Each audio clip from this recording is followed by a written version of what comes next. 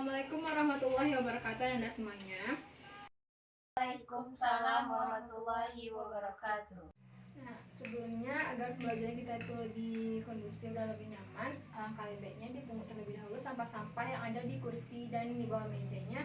Kemudian keluarkan buku yang berhubungan dengan materi kita hari ini dan silakan simpan hal-hal yang tidak diperlukan.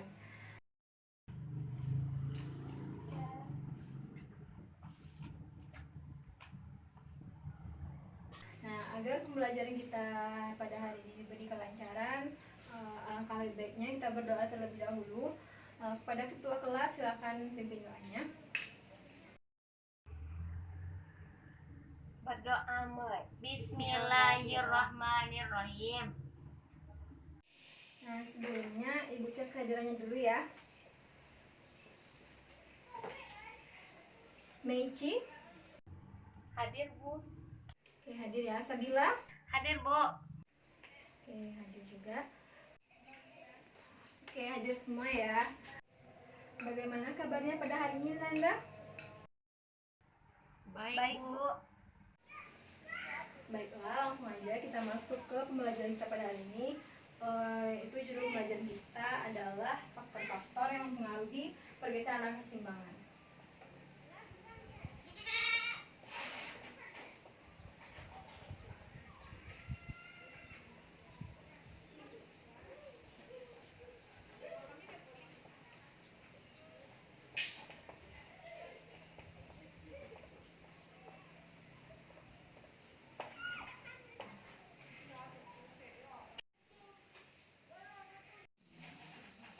Nah, sebelum kita masuk ke materi faktor-faktor yang mempengaruhi pergeseran arah keseimbangan kimia ini, mau mengulang kembali materi minggu lalu, sedikit mengulas saja.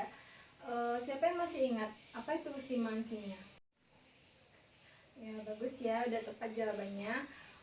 Kemudian, apa syarat dari keseimbangan kimia itu bisa terjadi? Ya, oke, betul ya. Nah, kemudian terkait dengan ciri-ciri, apa ciri-ciri dari keseimbangan kimia?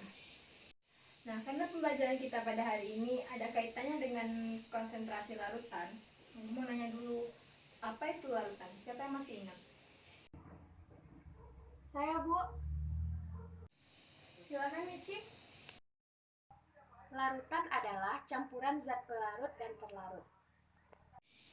Nah, iya betul ya. Jadi larutan itu adalah campuran homogen dari zat terlarut dengan zat pelarutnya. Nah, siapa yang masih ingat apa itu zat terlarut dan apa itu zat pelarut? Saya, Bu. Silakan, Michi. Zat pelarut adalah zat yang jumlahnya lebih sedikit, sedangkan zat pelarut adalah zat yang jumlahnya lebih banyak. Oke, berarti Anda semua masih ingat ya tentang materi minggu lalu dan materi tentang larutan tadi. Nah, selanjutnya kan minggu lalu itu sudah suruh Anda semua membaca materi tentang faktor-faktor yang mempengaruhi pergeseran arah keseimbangan ini. Nah, siapa yang bisa menyebutkan apa saja faktor-faktor yang mempengaruhi keseimbangan kimia ini? Saya, Bu. Silakan, Michi. Faktor-faktor yang mempengaruhi pergeseran arah keseimbangan kimia ada 4, Bu. Yang pertama, perubahan konsentrasi, yang kedua perubahan volume dan perubahan tekanan, yang ketiga perubahan suhu, yang keempat katalis. Oke, betul ya. Jadi faktor-faktor yang mempengaruhi pergeseran arah keseimbangan itu adalah perubahan konsentrasi, perubahan suhu, perubahan volume dan tekanan, dan penambahan katalis. Tapi katalis di sini tidak menggeser keseimbangan kimia, hanya mempercepat. Itu nanti akan kita pelajari lebih lanjut di materi kali ini. Nah, sebelum kita masuk ke pembelajaran ini, Ibu mau bercerita sedikit tentang manfaat pembelajaran kita pada hari ini. Itu terkait dengan bidang industri. Coba Anda perhatikan gambar apa yang ada pada slide tersebut. Gambar pupuk, Bu. Nah, siapa yang tahu apa fungsi dari pupuk tersebut? Untuk menyuburkan tanaman, Bu. Iya, benar ya Nanda. Jadi kegunaan pupuk itu salah satunya adalah untuk menyuburkan tanah agar tanaman yang ditanam itu dapat berkembang dengan baik. Nah, sebenarnya banyak produk-produk hasil industri yang proses pembuatannya menggunakan prinsip reaksi kimia seperti pembuatan amoniak sebagai bahan pembuat pupuk tadi. Selanjutnya, pembuatan asam sulfat sebagai bahan dasar pembuatan cat, zat warna, deterjen, dan larutan elektrolit dalam aki pun juga menggunakan keseimbangan kimia. Nah, bagaimana Anda? Apakah Anda tertarik untuk mempelajari materi keseimbangan ini? Karena ternyata banyak industri-industri yang menggunakan prinsip keseimbangan kimia dalam pembuatan produknya. Ibu harap suatu saat nanti Anda bisa menerapkan prinsip keseimbangan ini dalam kehidupan Anda. Jadi materi yang akan kita pelajari pada hari ini adalah tentang faktor-faktor yang mempengaruhi pergeseran arah keseimbangan kimia. Nah, di antara Anda semuanya, siapa yang bisa membantu Ibu untuk membaca tujuan bacaan kita pada hari ini? Saya, Bu. Silakan, Michi.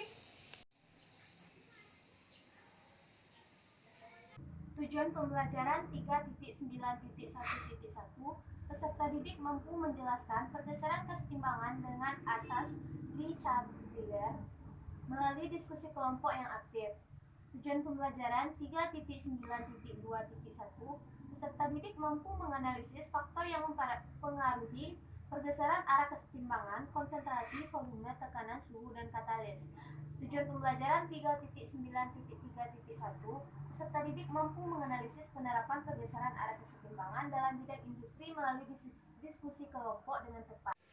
Oke, langsung saja kita mulai pembelajaran kita pada hari ini. Yang pertama, faktor-faktor yang mempengaruhi pergeseran arah keseimbangan kimia itu adalah perubahan konsentrasi.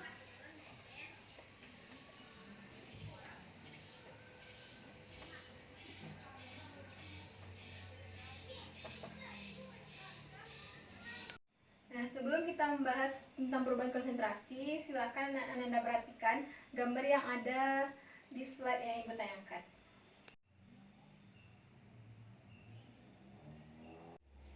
Nah, siapa yang bisa menjelaskan gambar apa yang ada di slide tersebut? Saya, Bu. Reaksi kesetimbangan dan larutan dengan berbagai warna, Bu. Nah, ya benar ya. Jadi pada slide tersebut disajikan persamaan reaksi setimbang dari Fe3+ ditambah SCN- menghasilkan FeSCN2+. Nah, di mana reaksinya itu adalah reaksi reversible karena kan reaksi kesetimbangan itu reaksi yang berjalan dua arah. Nah, kemudian yang di bawahnya itu adalah gambar larutan dengan berbagai warna. Sebenarnya larutan itu ada hubungannya dengan persamaan reaksi di atasnya. Nah, itu nanti akan kita jelaskan lebih lanjut pada materi perubahan konsentrasi ini. Nah, sebelumnya kita bahas dulu mengenai azas Le Chatelier.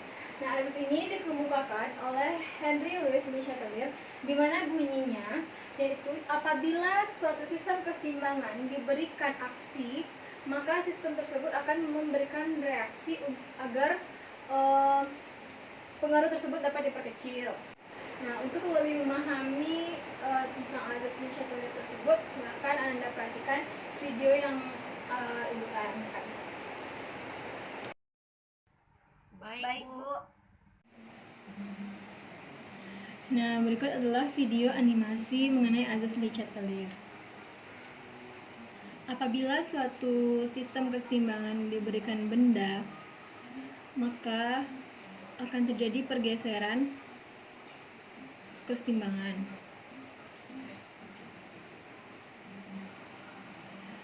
Nah, sehingga sistem tersebut menjadi berat sebelah. Nah, untuk mengurangi pengaruh dari benda tersebut, perlu dilakukan pergeseran agar pengaruh tersebut dapat diperkecil, sehingga harus dibentuk keseimbangan baru. Nah, benda tersebut dapat diasumsikan sebagai penambahan konsentrasi, volume, tekanan, atau suhu.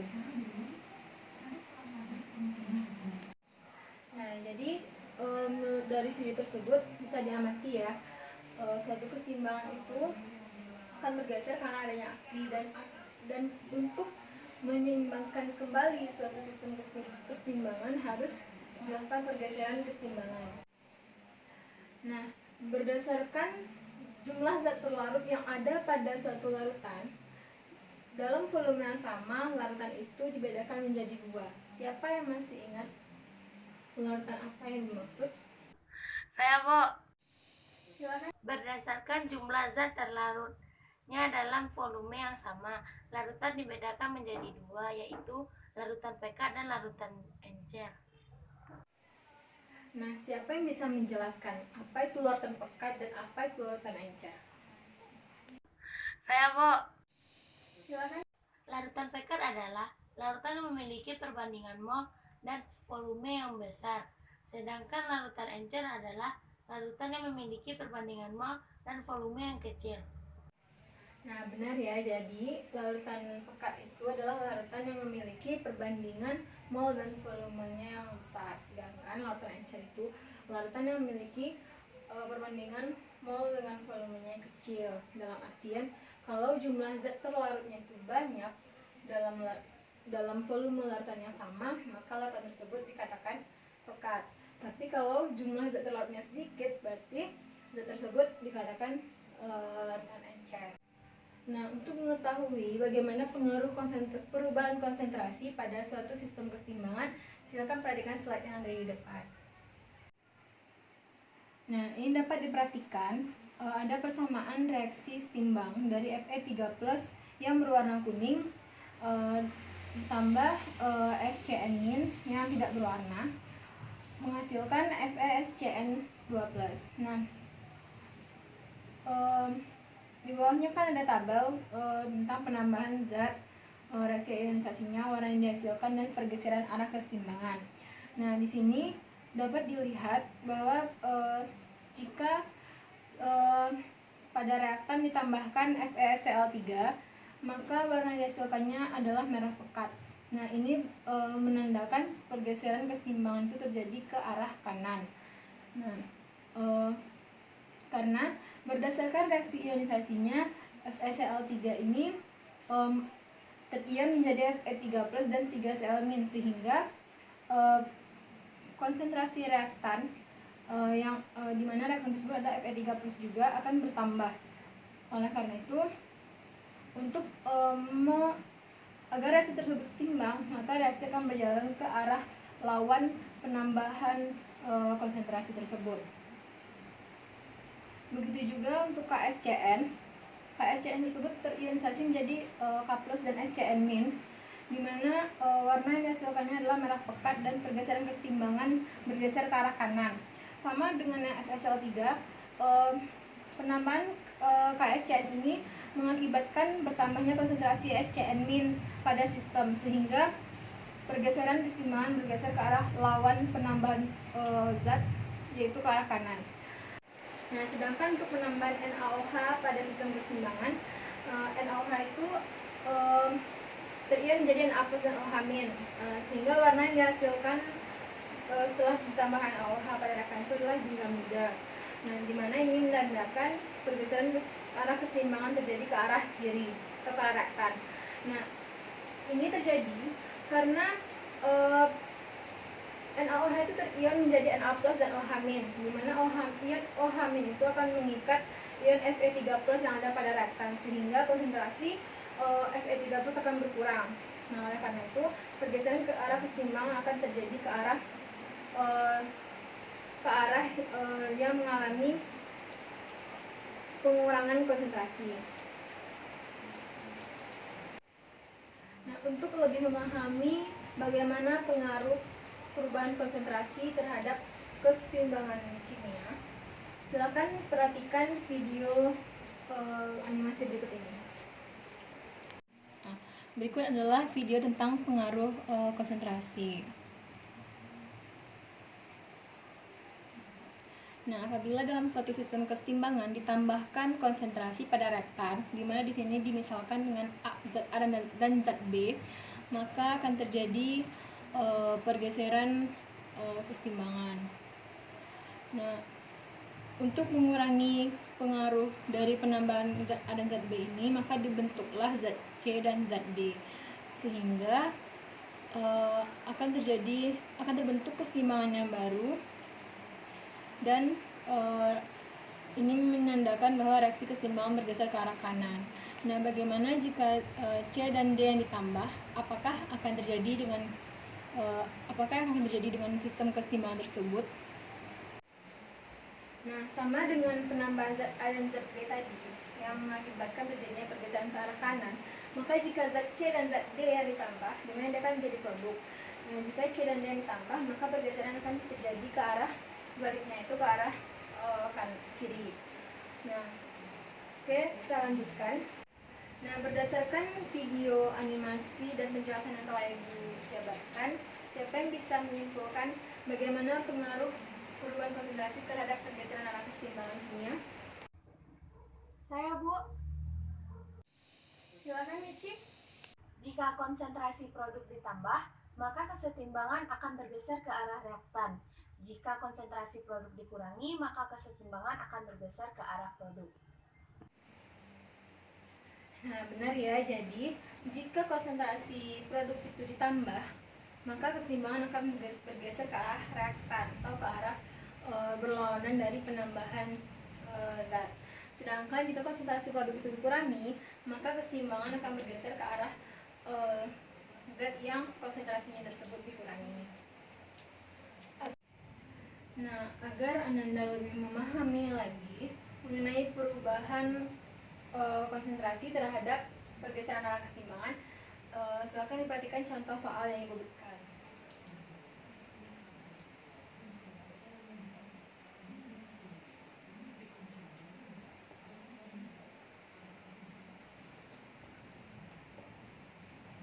Nah, silakan diperhatikan. Di sini ada persamaan reaksi 2HBr menghasilkan H2 tambah HBr2 gas.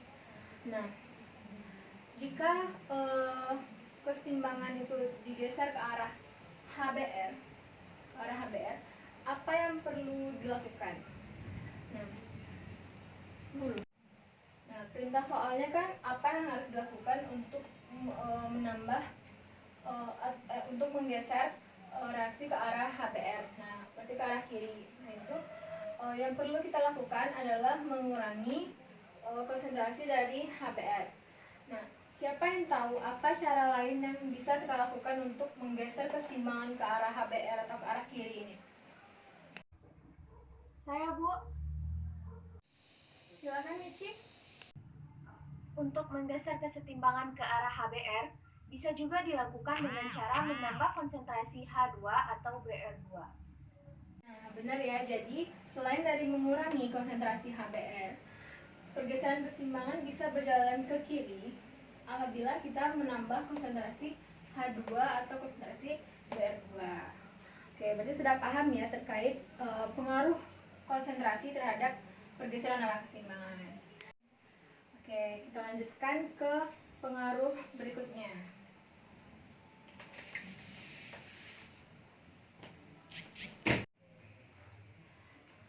Yang kedua yaitu tentang perubahan volume dan tekanan.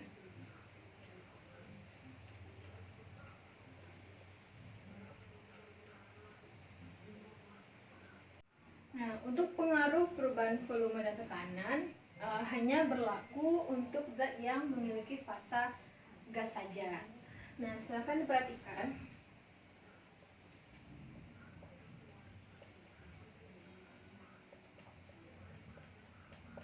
Nah, ini ada persamaan reaksi A gas menghasilkan B gas dan C gas. Nah, pada kesetimbangan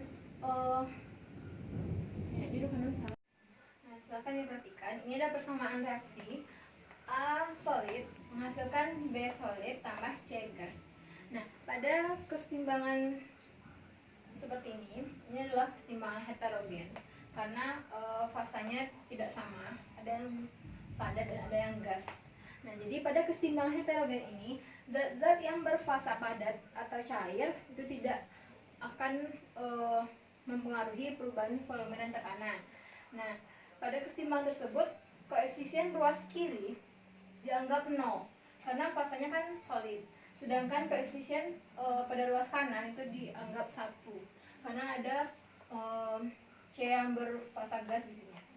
Nah, apabila volume diperbesar, maka keseimbangan itu akan bergeser ke arah kanan, karena keseimbangan itu akan bergeser ke koefisien yang besar jika volumenya diperbesar. Nah, untuk menambah pemahaman Anda terkait dengan pengaruh tekanan dan volume pada pergeseran arah keseimbangan, silakan diamati video yang Ibu tampilkan.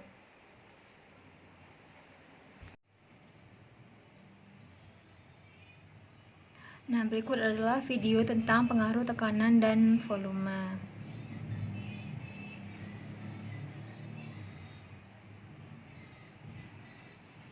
Nah, dalam satu bejana, jika tekanan dinaikkan atau diperbesar, maka volumenya akan berkurang atau mengecil. Sebaliknya, jika tekanannya diturunkan atau diperkecil, maka volumenya akan bertambah. Nah, pada reaksi keseimbangan 1 mol gas A ditambah 2 mol gas B akan menghasilkan 1 mol gas C dan 1 mol gas D.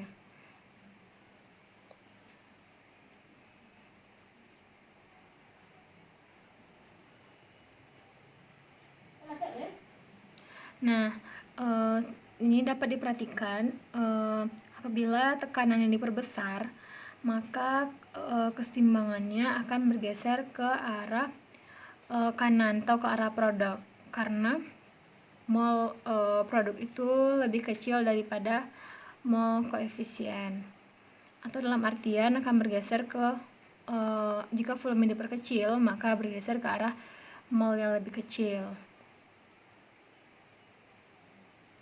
Nah, sebaliknya, jika tekanan diperkecil, ini mengakibatkan volumenya menjadi lebih besar dan ruangnya pun juga lebih besar.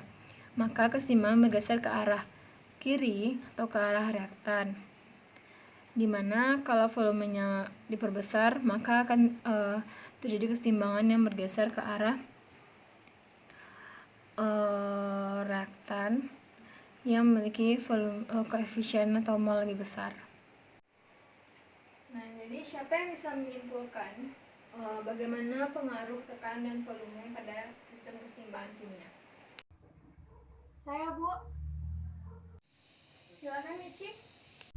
Jika tekanan diperbesar, maka volume akan mengecil, sehingga keseimbangan akan bergeser ke arah zat yang jumlah koefisiennya lebih kecil. Sebaliknya, jika tekanan diperkecil, maka volume membesar sehingga keseimbangan akan bergeser ke arah koefisien yang lebih besar. Oke, jadi jika tekanan diperbesar, volumenya akan mengecil sehingga keseimbangan akan bergeser ke arah zat yang jumlah koefisiennya lebih kecil. Begitu sebaliknya, jika tekanan yang diperkecil, maka volumenya akan membesar sehingga pergeseran keseimbangan akan bergeser ke arah koefisien yang lebih besar. Oke, kita lanjutkan tentang faktor yang ketiga, yaitu perubahan suhu.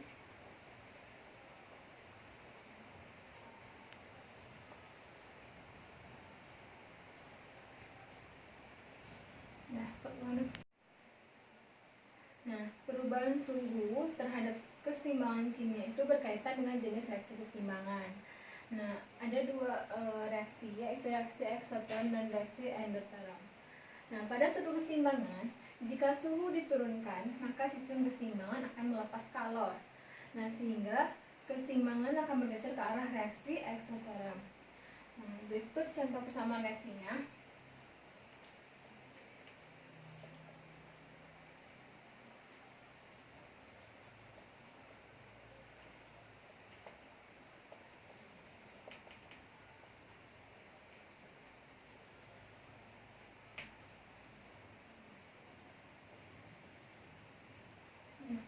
Di mana 1 mol gas N2 ditambah 3 mol gas H2 akan menghasilkan 2 mol gas NH3 dengan perubahan entalpi min 92,2 kJ.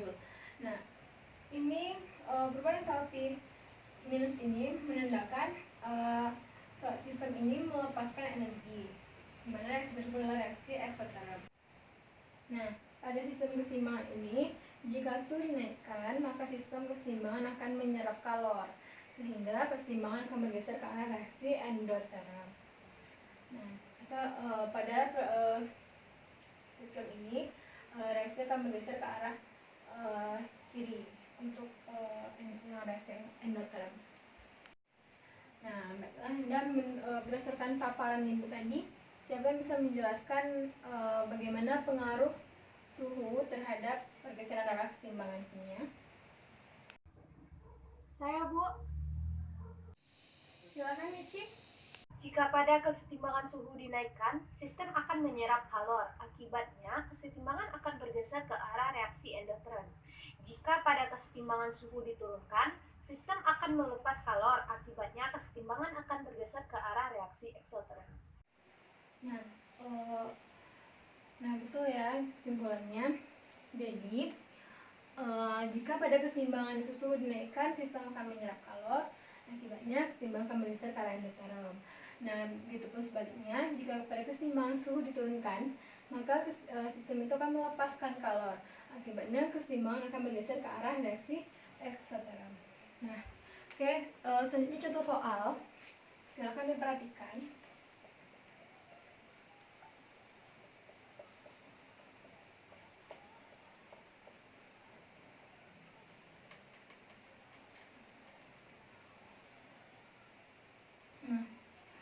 Pada persamaan berikut, ini adalah persamaan reaksi endotherm di mana perubahan entalpinya positif. Jadi 1 mol gas A ditambah 1 mol gas B menghasilkan 1 mol gas C.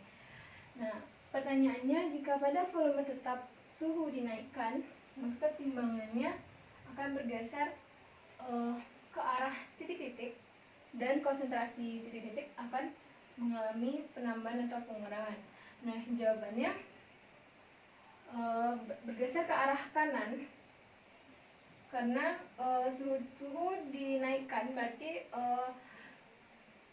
reaksinya bergeser ke arah reaksi endotherm, yaitu ke arah kanan. Maka pergeseran kesetimbangan akan bergeser ke arah kanan dan konsentrasi Zc akan bertambah. Nah, oke, kita lanjutkan ke faktor yang terakhir, yaitu penambahan katalis.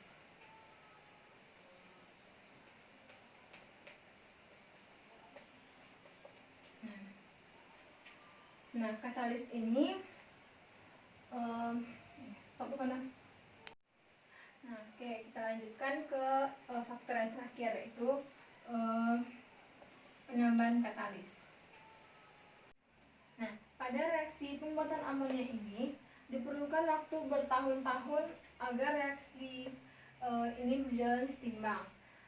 Sedangkan jadi untuk mempercepat tercapainya kesetimbangan pada proses pembuatan amonia ini ditambahkanlah katalis, atau digunakan katalis agar kesetimbangan bisa tercapai lebih cepat. Nah, ketika katalis itu akan mempercepat laju reaksi pembentukan NH3, tetapi sekaligus akan mempercepat terbentuknya kembali gas N2 dan H2. Nah, jadi katalis yang bisa digunakan itu misalnya H2SO4 atau V2O5. Nah, jadi katalis ini hanya berfungsi untuk mempercepat laju reaksi, tetapi tidak ikut bereaksi. Nah, itu dalam artian dia hanya mempercepat reaksi, tapi tidak mempengaruhi pergeseran suatu reaksi kesetimbangan. Nah, sebelum kita masuk ke contoh soal, siapa yang bisa menyimpulkan kembali bagaimana pengaruh penambahan katalis pada suatu reaksi kesetimbangan? Saya, Bu. Silakan, Michi. Penambahan katalis pada reaksi kesetimbangan tidak akan menggeser kesetimbangan, tetapi hanya mempercepat terjadinya keadaan setimbang. Nah, oke, benar ya. Berarti Anda semua sudah memahami pengaruh penambahan katalis terhadap kesetimbangan, di mana katalis itu tidak akan menggeser kesetimbangan, tetapi hanya mempercepat terjadinya kesetimbangan. Nah, kita masuk ke contoh soal. Nah, contoh soalnya 2SO3 gas tambah O2 gas menghasilkan 2SO3 gas dengan delta H min X kilojoule. Nah, di sini digunakan katalis P2O5. Nah, pada tahap ini digunakan suhu sampai 450 derajat Celcius dan tekanan 2-3 atm dengan katalis V2O5. Nah, fungsi katalis V2O5 adalah, nah, siapa yang tahu apa fungsinya? Silakan tunjuk tangan. Saya, Bu. Silakan, Michi. Penambahan katalis F2O5 hanya mempercepat terjadinya kesetimbangan. Nah, benar. Jadi, jawaban sudah benar ya, yaitu fungsi katalis V2O5 ini adalah untuk mempercepat tercapainya kesetimbangan pada suatu reaksi. Nah, sampai di sini pembelajaran kita pada hari ini. Untuk minggu depan, silahkan kerjakan latihan uji kompetensi di buku Unggul Sudarmo halaman 125 nomor 1 sampai 10. Nah, minggu depan dikumpul dan dibahas. Nah, untuk minggu depan kita akan mempelajari materi reaksi keseimbangan dalam industri. Nah, silakan baca materi itu di rumah. Kemudian ulang pelajaran yang kita pelajari hari ini agar konsep-konsepnya lebih Anda pahami. Nah, baiklah, sekian pembelajaran kita pada hari ini. Apabila ada salah mohon dimaafkan. Kita akhiri dengan baca hamdalah. Alhamdulillahirabbil alamin. Ibu sudahi dengan assalamualaikum warahmatullahi wabarakatuh. Waalaikumsalam warahmatullahi wabarakatuh.